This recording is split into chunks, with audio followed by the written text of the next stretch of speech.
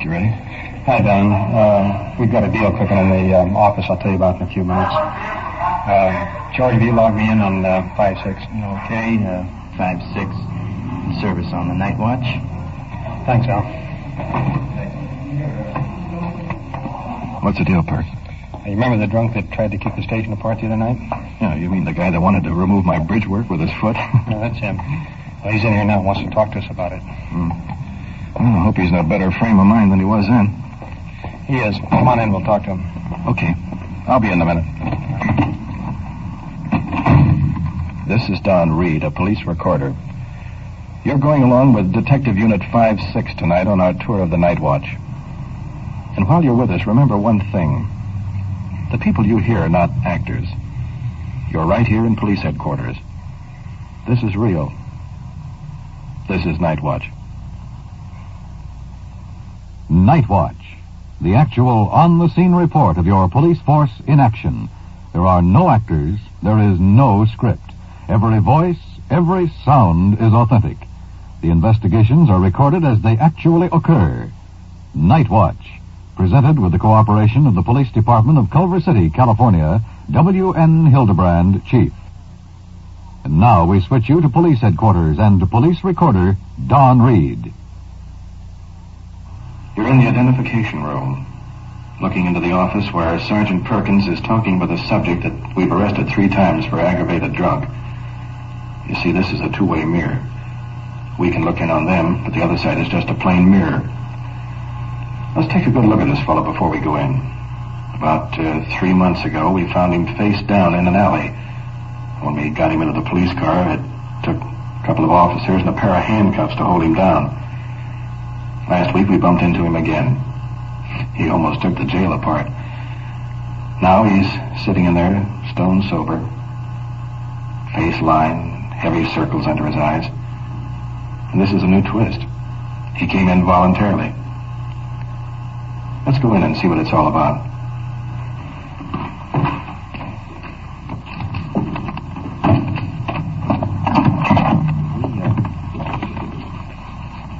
We know that you have a problem. In fact, we've run across you several times before.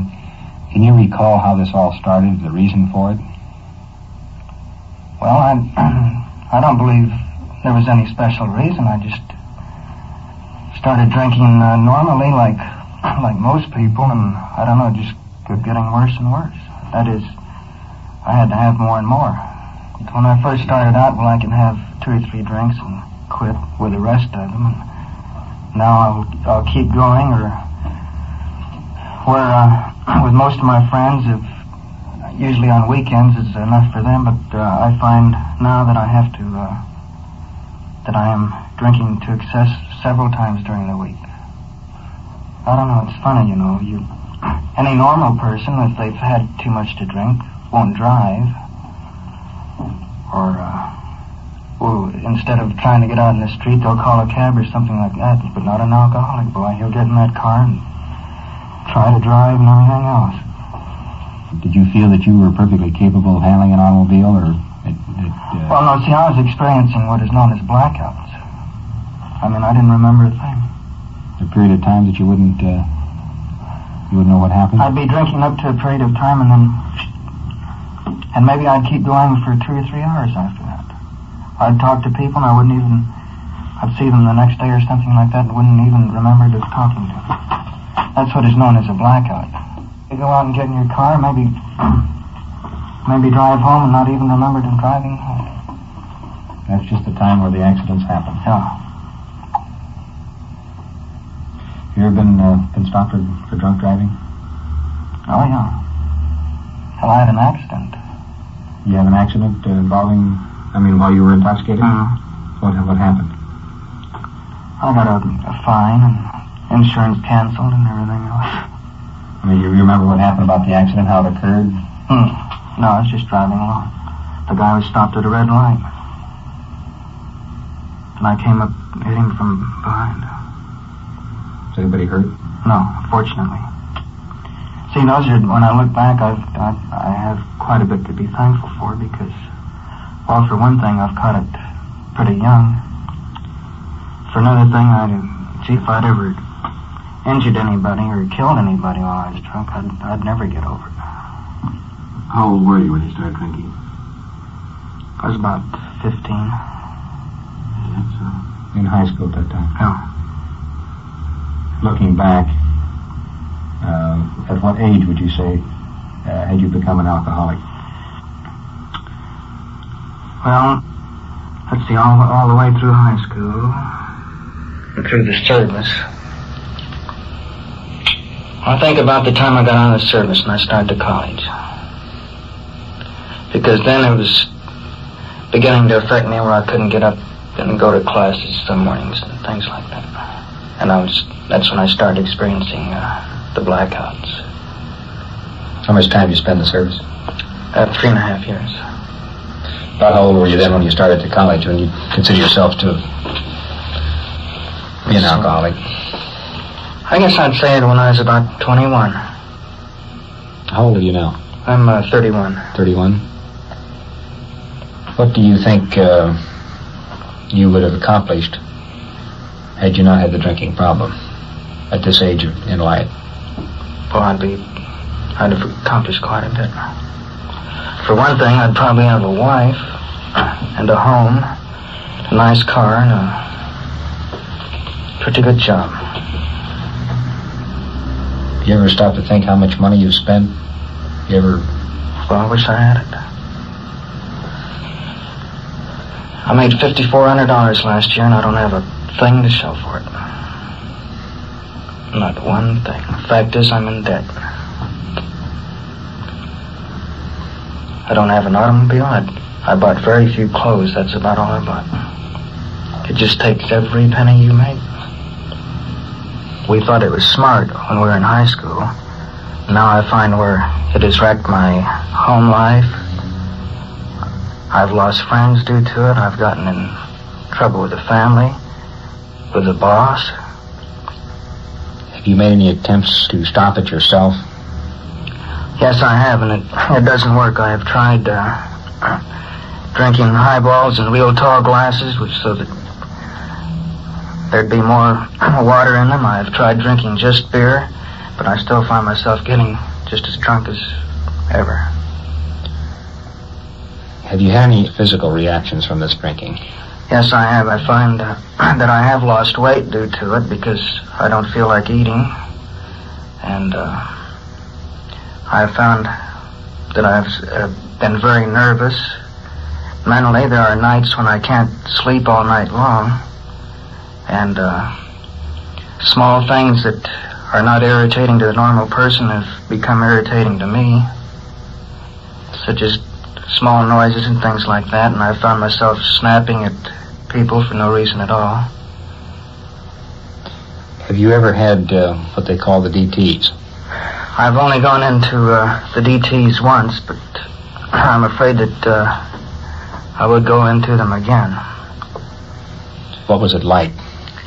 Well, I found that I'd been drinking extra heavily for a period of a couple of weeks, and then I knew that I had to stop. So I used willpower, and I just stopped altogether. And that night when I went to bed, well, I'd been asleep for about an hour, and then I woke up and I found my body shaking, and then there was a cold sweat coming over me, and it completely soaked the sheets, and I just laid there and shook all night long. And I was seeing all sorts of things and imagining all sorts of things, noises and flashes in front of my eyes. It was awful. You know, you've heard of people seeing pink elephants and rats and various things. Did you see anything like that? No, well, it's hard to explain. I mean, I'd be laying there and with my eyes closed, and it just seemed like an orange ball coming at me, and then it'd go away. I just figured, well, quit kidding yourself, boy. You're an alcoholic. Well, it's a pleasure, believe me. It's a pleasure to see a man and hear a man admit it and be willing to do something about it. How long has it been since you've had a drink now? Well, it's been 1 day now since I've had a drink. At the present time right now, you want assistance and you want help. Yes, that's right. I'll tell you, I've been thinking it over, and I knew that I was drinking to excess, and it kept getting worse and worse. But I believe that I was just afraid to face reality, and I've been thinking for quite a while now, I think that I'm an alcoholic. And I didn't think that it could happen to me, but I think that I'm willing to admit now that I am. Have accomplished a great deal. Just the admission of the fact that you are an alcoholic is the first step. Have you ever heard of the organization Alcoholics Anonymous? Yes, I have. Well, it's from drinking, and it's a national organization. There's local clubs here. We have one here that meets once a week, I believe it is. And would you be willing to go to that organization and get the assistance that they can offer you? Yes, I would. I'm ready now. Fine. To try. And I'd rather be with a bunch who are alcoholics than someone who is not, who's trying to help me, because I don't think that someone who is not an alcoholic could understand just what I've been through. Well, these men that are in Alcoholics Anonymous have been at one time an alcoholic. And if you're willing, why, we will make arrangements for you and have one of the members contact you. Well, I'd certainly appreciate it. I'm ready now. Meantime, remember, you didn't drink for 24 hours. Every day make yourself that same promise. Yeah.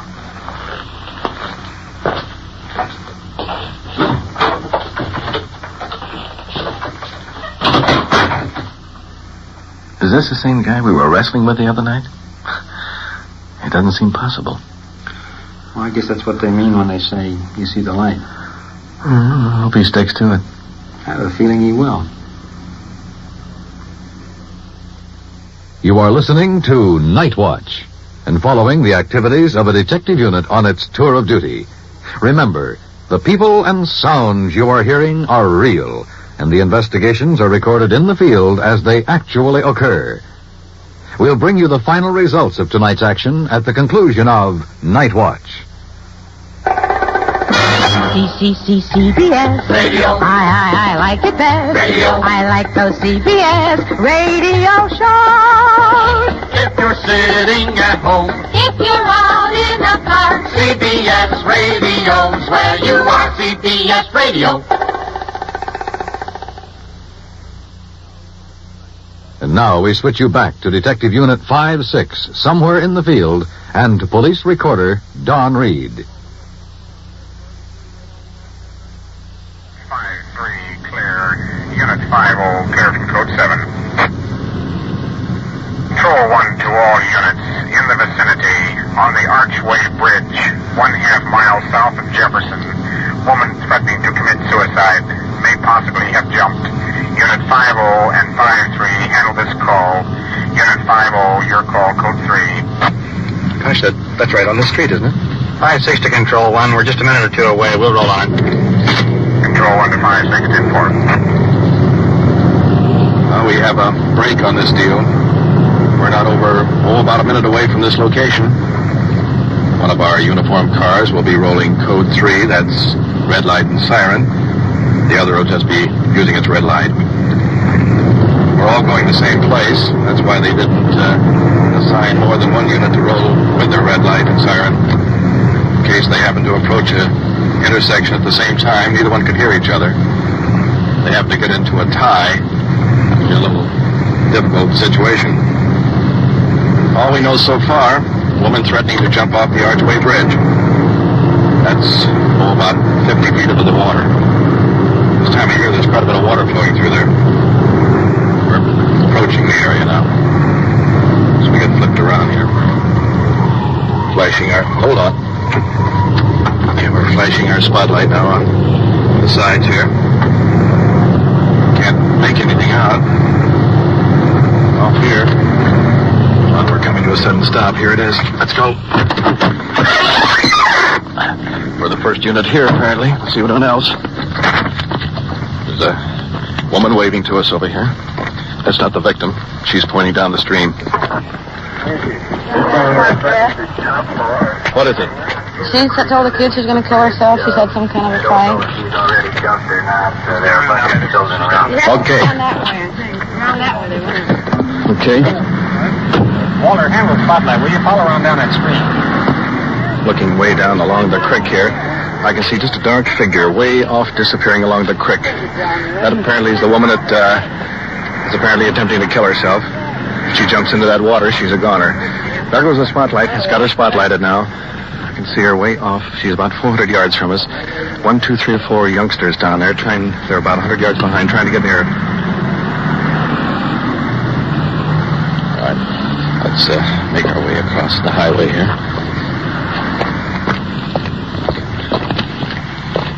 There's just one opening through the steel fence to get down to the river.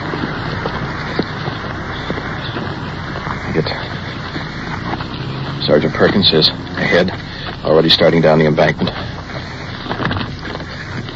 It's very steep, very dark. Several young boys are attempting to follow the victim. They're out of our view for the moment. Got to make our way under the bridge, the other side, before we can hit that path that runs along the water. Whoops, boy. Prisoner went down on that one. That pounding noise overhead are cars going by. Just a few more feet now to the bottom. Now we're down. Can pick up some speed. Coming down the embankment behind us, 2 uniformed officers. One is Captain Lugo. See the gold braid flash in the glare of his searchlight. Make our way through the crisscross of girders, past the bridge. Now we're on the outside. Off in the distance, all of our units rolling in. You see the reflection of this red light against the hills. Sergeant Perkins is closing the range. I can't see the victim for the moment. Young boys up ahead. I guess they've given up.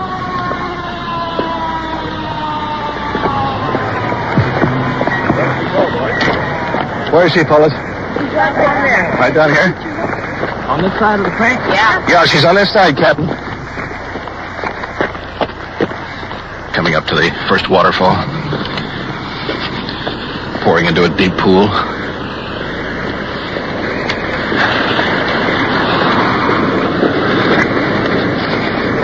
If she'd intended to jump, this would have been the logical place. Deep. Straight down.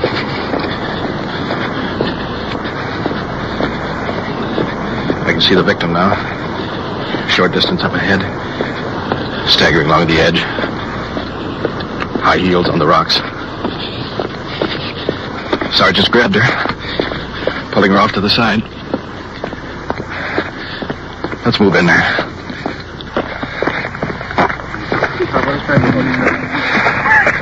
What happened?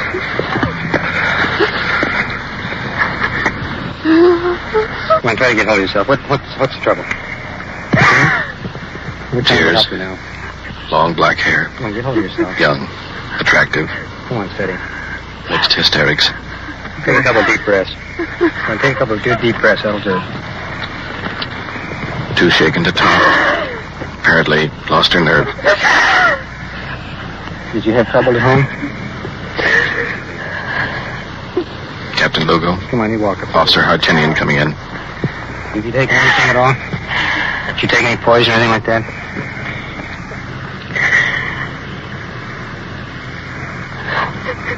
Come on, you walk up here. Try to get hold of yourself.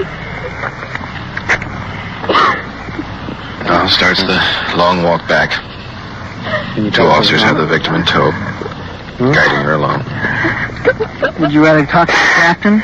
Yes, I can. This is Captain Lugo over here. Why don't you tell him what the trouble is? Everybody's got troubles, you know. Probably yours are not as bad as you might believe that they are.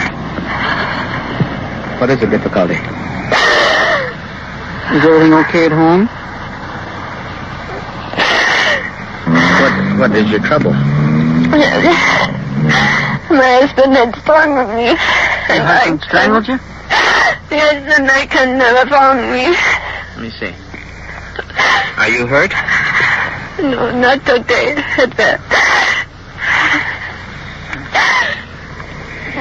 you have any children at home? Yes, I have 2 children. Are they all right? Yes. Is your husband at home? No, he walked. Now look, you get yourself together and you just answer a couple of questions. Can you do that? Will you do that? Now you just take it easy and just answer a couple of questions. What are you doing down here, first of all? I want to cry. You want to cry? Yes. Were you going to try to commit suicide or anything down here? Were you? going to try to injure yourself in some way? What were you going to do? Let's go home. You want to go home? Yes. All right.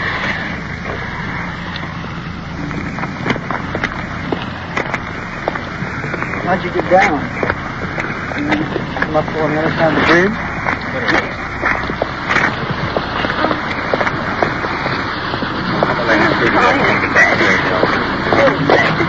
What? He's so bad. Who is, your husband? Oh, yes. He makes it no noise. Well, let's go find out what all the trouble is, okay? The woman stopped short, Okay? staring into a deep pool.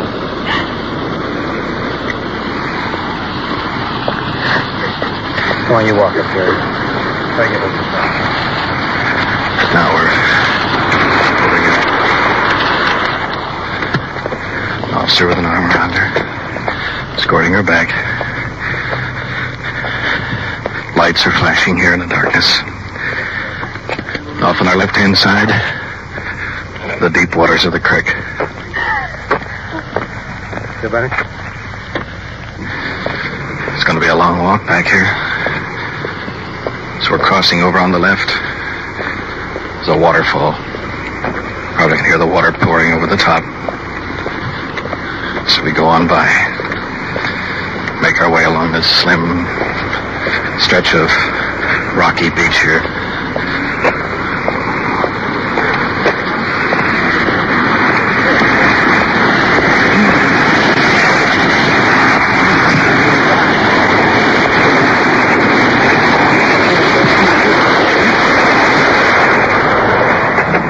What are you doing? Now we're past the waterfall. Make our way up under the bridge again. Cars going overhead. Well, this is one case where man's best friend is his flashlight.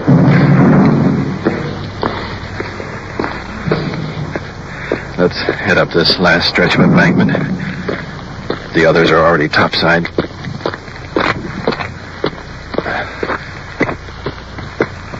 Cut across the highway here. Get back to our radio unit. The victim has been placed in the back seat of the uniform car.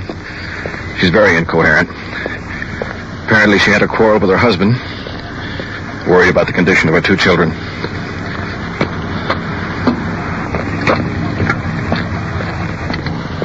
Bill, the captain wants you to take her on into the hospital for psychiatric treatment. Her state of mind, she's likely to do anything. Roger.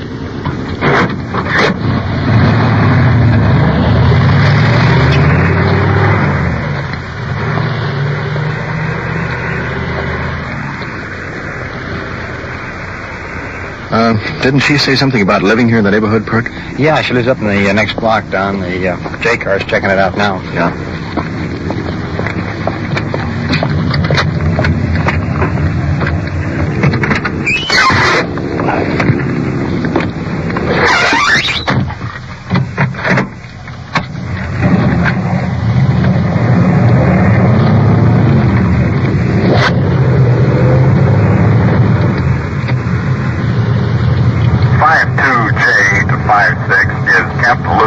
you? 56 to 52J, no, he's off the air for the moment. 52J to 56, would you relay this information? We checked out the woman's house and talked to the neighbors. She lives alone. She's not married, doesn't have any children. 10-4-52J. Control 1, did you receive that information? Control 1 to 5-6-10-4 will relay 2:27 a.m. Unit 5-6 clear. End of night watch.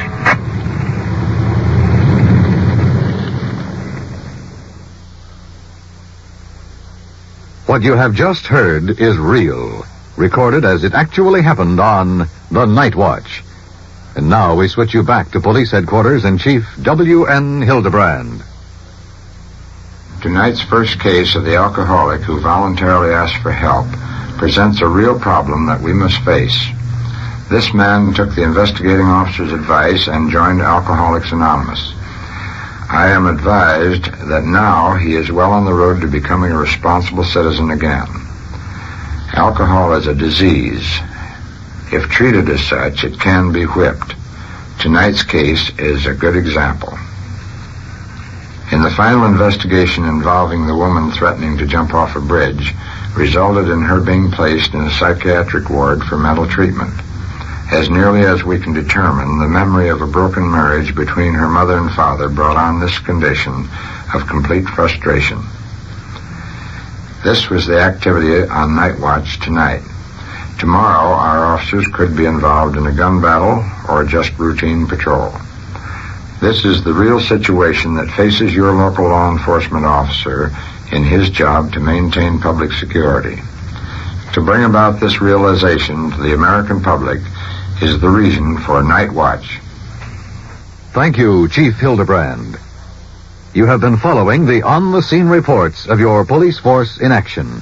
Every voice, every sound has been real. Night Watch, brought to you through the cooperation of the Police Department of Culver City, California, is produced by Sterling Tracy and Jim Hadlock, with technical advice by Sergeant Ron Perkins, and is described in the field by Police Recorder Don Reed.